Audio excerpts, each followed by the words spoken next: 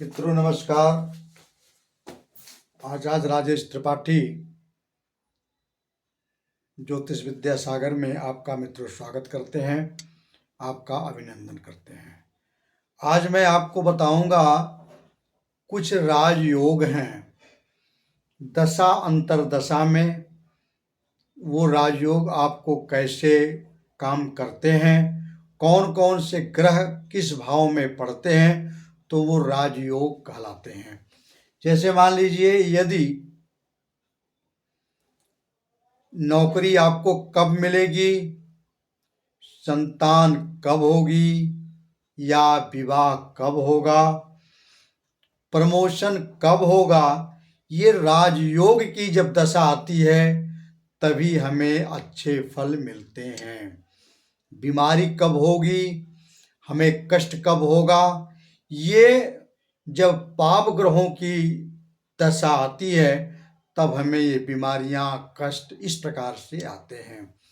राजयोग की दशा में अच्छे फल मिलते हैं और खराब योग की दशा में बुरे परिणाम मिलते हैं। मित्रों, तो ये हम आपको आज कुछ पहचान कराएंगे कि कौन कौन से ग्रह किस किस भाव में बैठने से राजयोग होता है।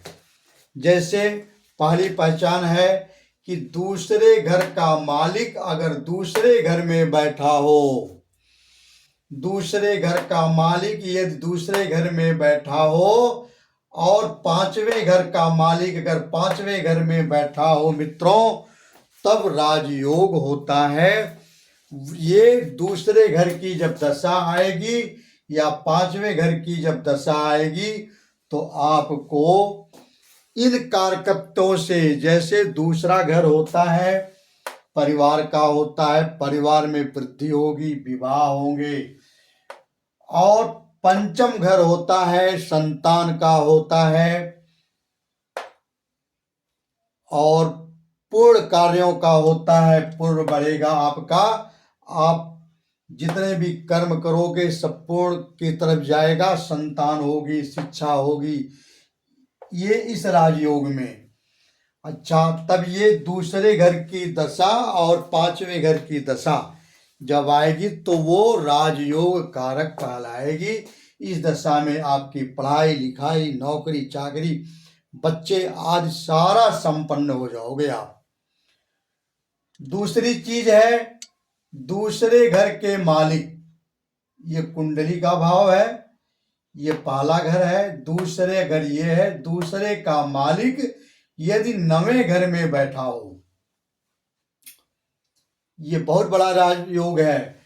दूसरे के मालिक जैसे यहाँ बुध जी हैं, बुध जी अगर नवम घर में बैठे हैं मित्रों, और उसी के साथ पंचम घर का मालिक दसम घर में बैठा हो, पंचम घर का मालिक दसम घर में बैठा हो और द्वितीय घर का मालिक नवम घर में बैठा हो, तो मित्रों ये बहुत बड़ा राजयोग कारक होता है। ऐसी दशा में आपको गवर्नमेंट जॉब मिलेगी, ऐसी दशा में आपकी पढ़ाई होगी, ऐसी दशा में आपकी उन्नति होगी। क्योंकि द्वितीय विद्या का भाव नवम में पढ़ने से विद्या की उन्नति होती है, और पंचम का भाव शिक्षा का भाव अगर दसम में पहुंचता है तो इस शिक्षा का उपयोग होता है। जिस शिक्षा को आप पढ़े हो नौकरी उसी में आपको मिलेगी। तो मित्रों, दूसरे का मालिक नवम में हो और पंचम का मालिक दसम में हो, तो ऐसी दशा में राजयोग होता है। जब इनकी दशाएं आएंगी, पंचम की दशा आएगी या दसम की दशा आएगी, तो ऐसी स्थिति में आपको गवर्नमेंट जॉब मिलेगी। और कुछ लोगों का राहु को लेके कुछ भ्रम होते हैं। मेरे कई कमेंट आते हैं कि राहु कैसा, राहु के 2-3 स्थान मैं आपको बताता हूँ। राहु जहाँ शुभ होते हैं, अगर वहाँ राहु बैठे हैं आपकी जन्म कुंडली में, उनकी दशांतर दशा जब आएगी तो आपको राजयोग के समान फल मिलेगा। राहु कहाँ कहाँ बैठे हो देखिए, यदि राहु चौथे में बैठे हो, पांचवें में बैठे हो और 10वें या 11वें में बैठे हो, कहाँ कहाँ, चौथे में, पांचवें में, 10वें में और 11वें में, तो अपनी दशा और अंतरदशा में राहु राजयोग कारक होते हैं। मित्रों, अगर राहु चौथे घर में बैठे हैं आपकी जन्म कुंडली में, पंचम में बैठे हैं,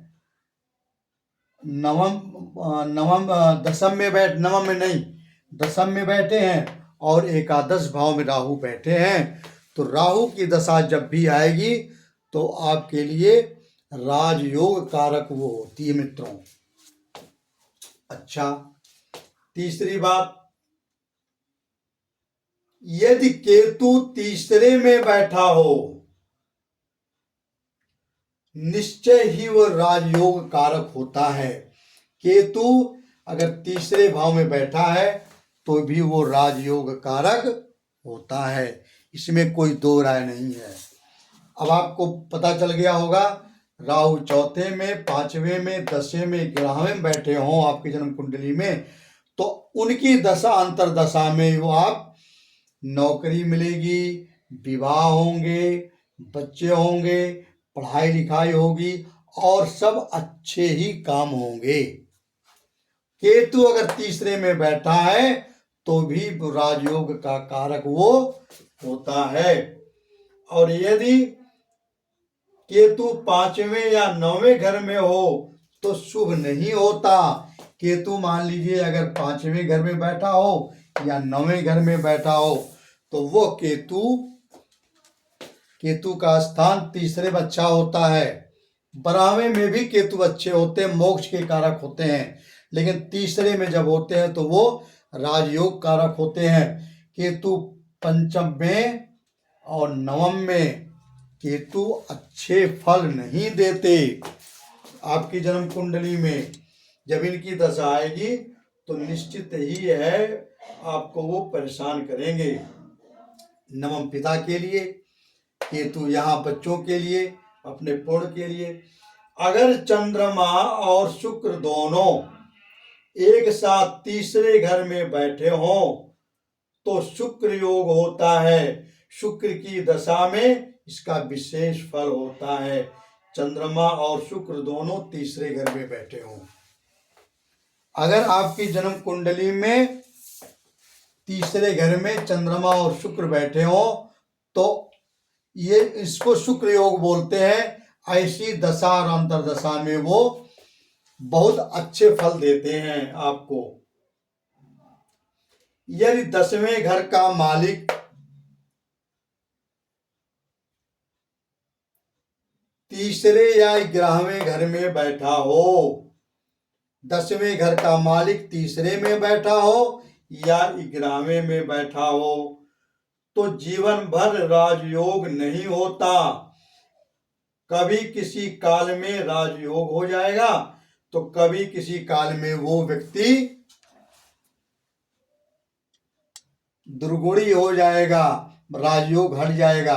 अगर 10वें घर का मालिक तीसरे में हो या 11वें में हो तो वो राजयोग हमेशा के लिए नहीं होता। कभी अच्छा भाव हो जाएगा तो कभी वही खराब भी कर देगा, क्योंकि तीसरा भाव पराक्रम का तो है, 11वां भाव पराक्रम को लाभ का तो है, लेकिन लाभ हमेशा कहाँ होते हैं? हानि लाभ जीवन मरण जस अभजस विधियात। हानि लाभ एक चक्र की तरह है, जस अभजस एक चक्र की तरह है, जो आते हैं और जाते हैं, जाते हैं फिर आते हैं, आते हैं फिर जाते हैं। इस प्रकार से लाभ भाव में, प्रयास भाव में अगर दशमेश हो तो उतना राजयोग फल नहीं देता। अगर यही दशमेश पंचम में हो, नवम में हो, केंद्र में हो तो वो राजयोग हमेशा आपका बना रहेगा। मुख्य राजयोग तो मित्रों केंद्र और त्रिकोण भाव के मेल से बनते हैं। केंद्र विष्णु का स्थान है और त्रिकोण लक्ष्मी का स्थान है। जब लक्ष्मी और विष्णु का स्थान की युति होती है, आपसी संबंध बनते हैं, तब वो राजयोग बनते हैं। ये अतिरिक्त राजयोग मैं बता रहा हूं, किनके किनके संबंध से राजयोग और भी बनते हैं। और देखिए, यदि नवे घर का मालिक, इस घर का मालिक 8वें में बैठा हो, उसकी दशा में योग नहीं होता। राजयोग, अगर नवे घर का मालिक 8वें में बैठ जाए तो ये कोई राजयोग थोड़ी बनता है। ये तो फिर पिता के लिए, धर्म के लिए फिर वो दिक्कत करता है। जब नवम की दशा, जब नवम भाव की दशा आएगी तो आपको पिताजी को तकलीफ होगी, क्योंकि वो अष्टम, ये मृत्यु भाव है, बीमारी का भाव है। इस दशा में उनको परेशानी होगी। लेकिन यदि नवे घर का मालिक बृहस्पति हो और वो 8वें में बैठा हो तो भाग्योदय होता है। यदि यहाँ 12 नंबर राशि हो या 9 नंबर राशि हो, बृहस्पति हो और बृहस्पति अष्टम में बैठ गया हो, तो मित्रों फलदीपिका में लिखा है उस नवम घर की जब दशा आएगी तो आपकी भाग्योदय होगी। देखिए ज्योतिष के सूत्र कितने हैं। पहला सूत्र तो यह हुआ कि कोई भी ग्रह, कोई भी घर का मालिक 6वें, 8वें, 12वें में जाता है तो वो घर, उसकी दशा जब आती है तो वो खराब फल देते। लेकिन यहाँ मंत्रेश्वर जी कहते हैं अपने फल दीपिका में कि यदि नवम के मालिक बृहस्पति हो और वो अष्टम में बैठ जाएं, नवम के माने अगर ये 12 नंबर की राशि है या 9 नंबर की राशि है तो उसके मालिक बृहस्पति होंगे। उसके मालिक अगर अष्टम में बैठ जाएं तो मित्रों इनकी दशांतर दशा में आपको शुभ फल मिलेंगे और आपकी भाग्य की उन्नति हो जाएगी। यदि 8वें और 9वें घर के मालिक, 8वें और 9वें घर का मालिक का संबंध हो तो 8वें घर के मालिक की दशा में योग होता है। अगर इनका दोनों का संबंध हो जाए, ये इसमें बैठ गए, ये इसमें बैठ गए, तो ऐसी जब 8वें घर की दशा आएगी, क्योंकि इसका संबंध अच्छे से हो रहा है। देखिए दो चीज है, अगर आपका स्वभाव अच्छा है, एक पापी आदमी एक पुण्य आदमी से अगर मिलाप करता है तो पापी आदमी का तो आधा पाप कट जाता है पूर्णात्मा के साथ रहने से, और वहीं अगर एक पूर्ण आदमी पापी के साथ रहता है तो पूर्णात्मा का आधा पाप कट जाता है पूर्णात्मा पापात्मा के साथ रहने से। वही कहानी है अष्टम और नवम की।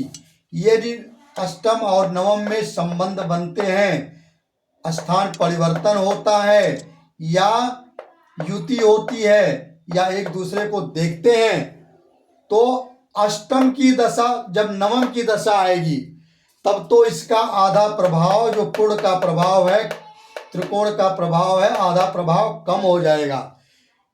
लेकिन जब वही अष्टम की दशा आएगी तो इसका जो खराब प्रभाव है, आधा प्रभाव खत्म हो जाएगा, क्योंकि उसकी संगति नवम से हो गई। मित्रों देखिए कितना अच्छा सूत्र है।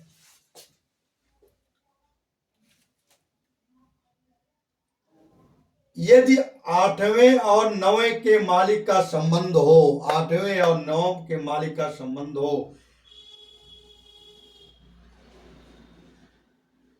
तो ये कोई योग नहीं बनता। लेकिन अष्टमें इसकी दशा जब आएगी तो ये जो घर बीमारी और मृत्यु का है, तब ये इसके पाप कर्म जो है कम हो जाते हैं। बात ये है। यदि 10वें तथा 11वें घर के स्वामियों का संबंध हो तो 11वें घर के मालिक की दशा में राजयोग होता है। अगर 10वें से 11वें में गया हो और 11वें के मालिक 10वें में हो तो भी एक राजयोग तो नहीं बनता। लेकिन जब 11वें घर की दशा आएगी, 10वें घर की दशा आएगी, तब बहुत अच्छा परिणाम नहीं मिलेंगे। लेकिन जब 11वें घर की दशा आएगी तो आपको राजयोग की तरह फल मिलेगा। मैं छोटी छोटी चीज आपको बता रहा हूं, बड़ी ये प्रैक्टिकली चीज है। अगर 10वें और 11वें घर के संबंध बनते हैं तो 10वें घर की जब दशा आएगी तो वो राजयोग का फल नहीं देगी, क्योंकि 11वां घर जो होता है वो खराब घर माना जाता है। 3, 6, 11 घर में पाप ग्रह ही अच्छे होते हैं। लेकिन अगर जब 11वें घर की दशा आएगी, चूंकि दशम से संबंध बन रहा केंद्र से, उसकी दशा जब आएगी तो आपको राजयोग के समान फल मिलेगा, अच्छा फल मिलेगा। नौकरी चाकरी आपको यहीं से मिलेगी।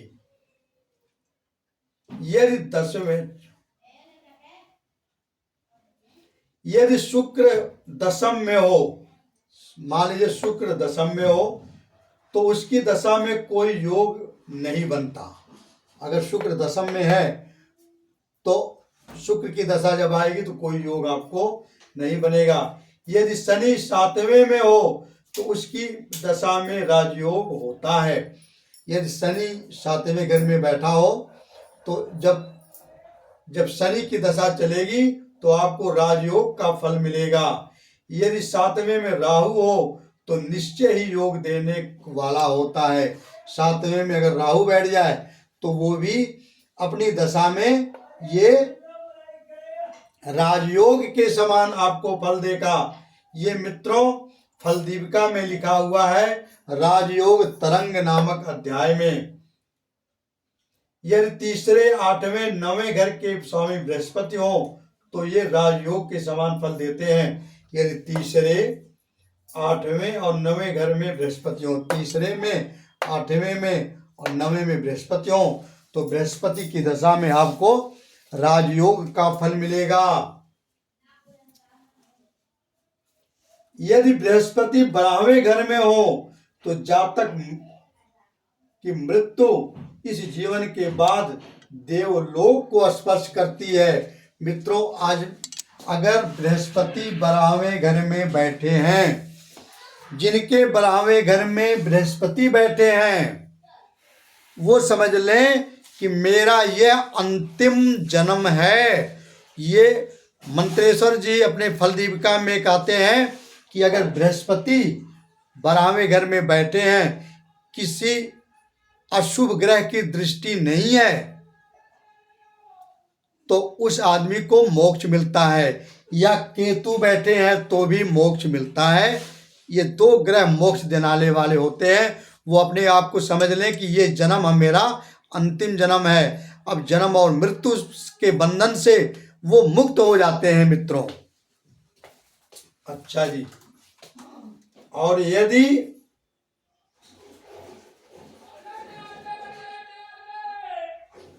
भाग्य भाव में और राज्य भाव में का मालिक राज्य भाव या भाग्य भाव में बैठा हो, इनका मालिक इसमें ये होता है राज्य भाव, ये होता है भाग्य भाव, इनका मालिक इनमें बैठा हो, इनका मालिक इनमें बैठा हो, तो ये बहुत प्रबल राजयोग बनते हैं मित्रों। इस तरह से मैंने आपको बहुत सारी चीजें बताई, होती तो बहुत कुछ है। यदि 10वें घर का मालिक 10वें में बैठा हो, 9वें घर का मालिक 9वें में बैठा हो, तो भी यह वही फल होता है जो 10वें और 11वें के धर्माधिपति कर्माधिपति का योग बनता है। व्यक्ति धर्म ही करता है तो भी वो राजयोग कारक होता है। यदि 9वें घर का मालिक 10वें घर में और 7वें घर का मालिक 7वें घर में बैठा हो तो राजयोग कारक होता है। 9वें घर का मालिक 10वें में और 7वें घर का मालिक 7वें में हो तो भी राजयोग कारक होता है। यदि 5वें 10वें घर का मालिक और 7वें घर का मालिक केंद्र में बैठा हो तो जातक को राजयोग मिलता है। 5वें 7वें और 10वें घर का मालिक मित्रों यदि केंद्र और त्रिकोण में बैठा हो तो अपनी दशा में वो राजयोग का कारक होते हैं, उनको फल राजयोग की मिलेगा। अच्छा, ये सारी चीजें होती हैं।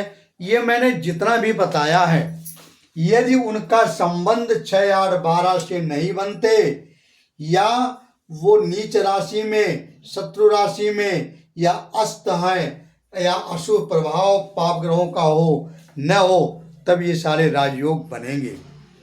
मित्रों नमस्कार, धन्यवाद। आज की वीडियो में इतना ही। वीडियो अच्छा लगे तो आप इसको लाइक और शेयर जरूर कर देना। आपका दिन शुभ हो। आप सभी को मेरा प्रणाम है।